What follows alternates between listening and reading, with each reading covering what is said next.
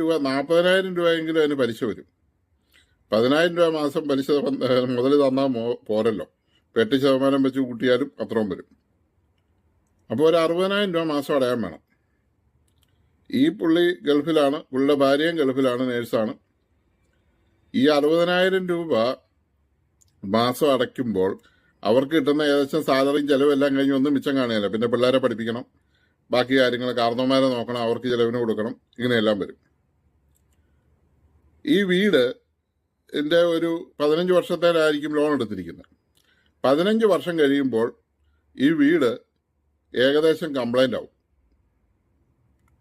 ചോരാൻ തുടങ്ങും. ഇപ്പോഴത്തെ സാഹചര്യം അനുസരിച്ച് ഈ മണലൊന്നും ഇല്ലല്ലോ, മോശം സിമെൻറ്റും ബംഗാളിയുടെ പണിയും, പിന്നെ ഈ കരിപ്പൊടിയല്ല, പാറപ്പൊടിയിട്ടാണല്ലോ ഇപ്പോൾ സംഗതി മുഴുവൻ അടിച്ചു കൂട്ടുന്നത്. പിന്നെ തല്ലിപ്പൊളി കുറേ കമ്പിയും